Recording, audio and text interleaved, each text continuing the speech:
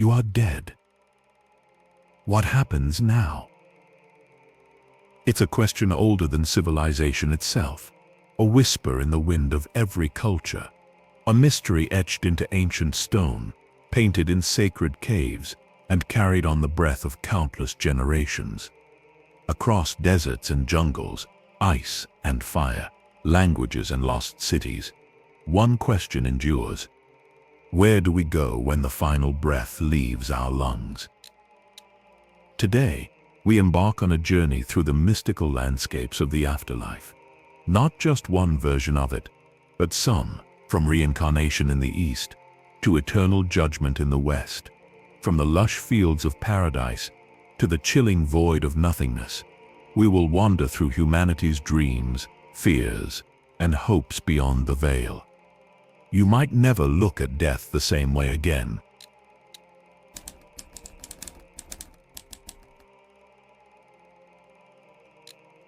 Let us begin where the afterlife is not an end, but a new beginning: the East. In Hinduism, death is merely a passage, like a snake shedding its skin. The soul, or Atman, does not die. It transcends, it migrates. This is samsara, the eternal cycle of birth, death, and rebirth. What determines your next life? Karma. Not some cosmic scorecard, but the echo of every action, every thought, every intention. A king may return as a beggar, a cruel man as a cockroach, a selfless soul. They may attain moksha, liberation, freedom from the wheel.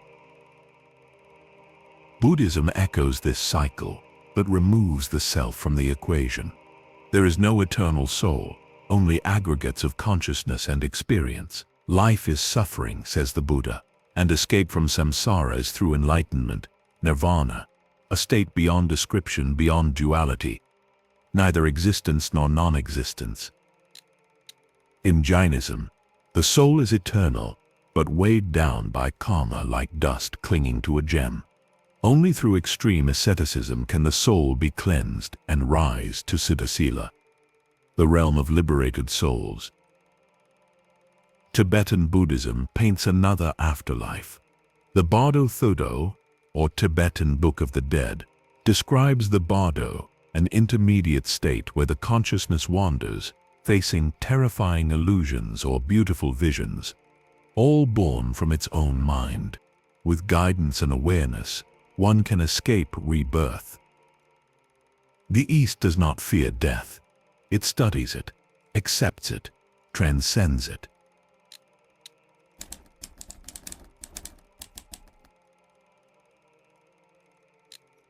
In the Western world, death is a threshold between reward and punishment. In Christianity, the soul faces judgment, heaven or hell, paradise or damnation. The righteous, through faith in Christ and good deeds, ascend to heaven, a place of eternal peace. Basking in divine love, streets paved with gold, no more tears, no more death. Hell, however, is a place of torment, flames, demons, gnashing teeth, but also separation from God, the worst agony of all. Catholicism adds purgatory, a cleansing fire where souls are purified before entering heaven. Islam offers similar yet unique visions.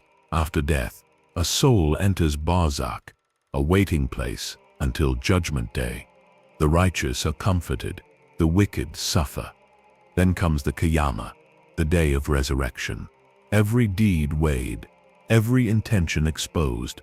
Heaven, or Jannah, is a garden of bliss, rivers of milk and honey, peace and reunion. Hell, or Jahannam, is fire and regret, scaled in degrees of suffering. Judaism has many views, from Sheol, a shadowy underworld, to Olam Haba, the world to come. For some, resurrection awaits at the end of days. For others, a spiritual continuation. In these traditions, life is a test. The afterlife, a verdict.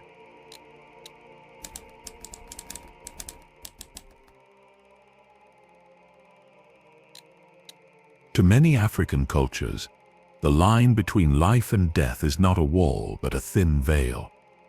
In Yoruba belief, life flows from Olodumare, the supreme being. Our soul, or Ori, descends into the world with a destiny. At death, it returns, judged by how well it lived that destiny.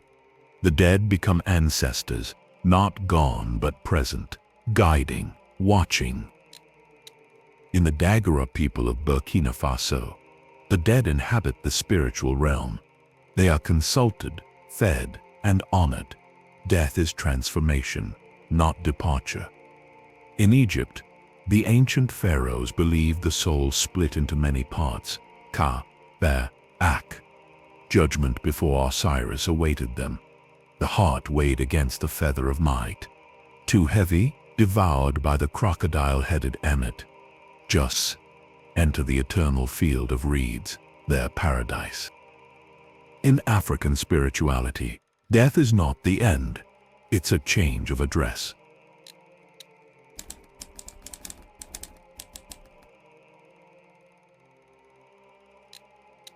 Across the American continents, indigenous peoples hold sacred relationships with death.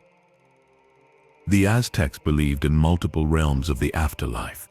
Warriors and women who died in childbirth went to the sun.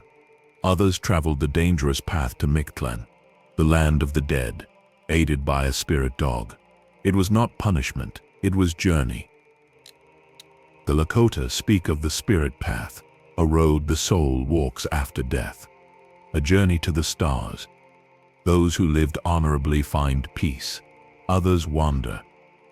The Inuit speak of the land of the dead beneath the sea, where the goddess Sedna reigns. In many tribes, the dead remain close, in dreams, in animals, in the wind. Death is sacred, a return to the great mystery.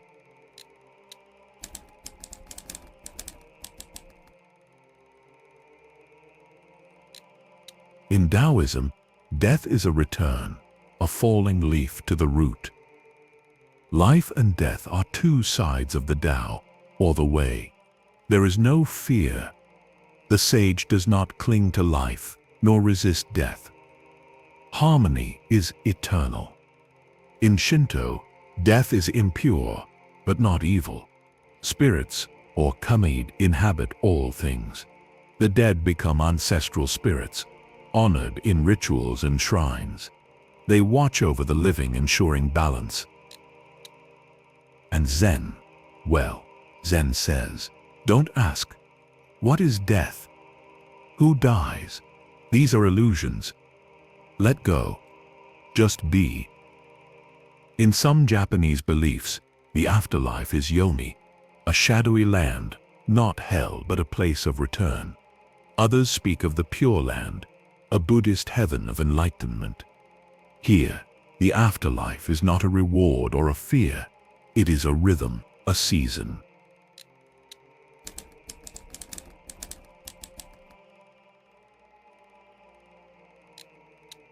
Not all who believe in reincarnation wear robes or chant in temples.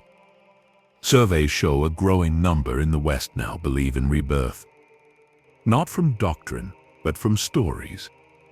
Children who recall past lives. People who speak languages they've never learned. Birthmarks matching wounds of the deceased. Famous cases like that of James Leninger, a boy who remembered being a World War II pilot. Psychiatrist Ian Stevenson catalogued thousands of such cases. His work is controversial, but haunting. Hypnotic regression therapy reveals lifetimes buried deep in the mind. Is it memory, fantasy, something else? Carl Jung wrote of the collective unconscious, a wellspring of ancestral memory. Could reincarnation be metaphor or real? The line blurs, and more people wonder.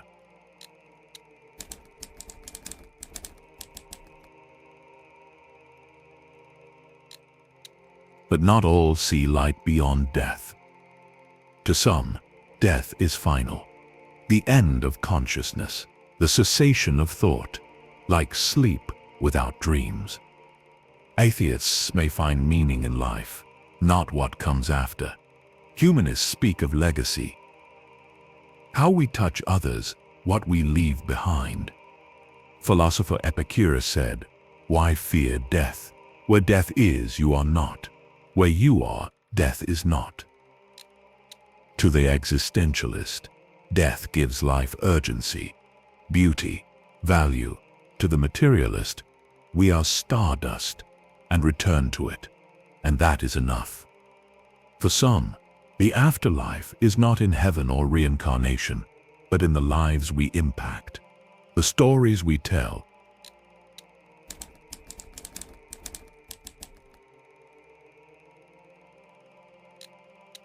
Different as these beliefs may seem, they echo common themes. A journey, a transformation, a reckoning. Few cultures say we simply disappear. Most offer a bridge, a path, a continuation.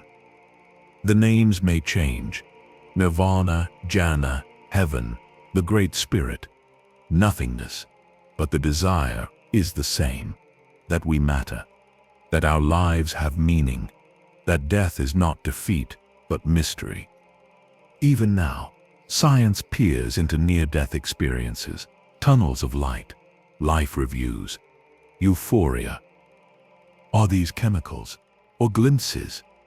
We don't know, but we yearn. So what happens when we die? Maybe we wake in another life. Maybe we meet our ancestors.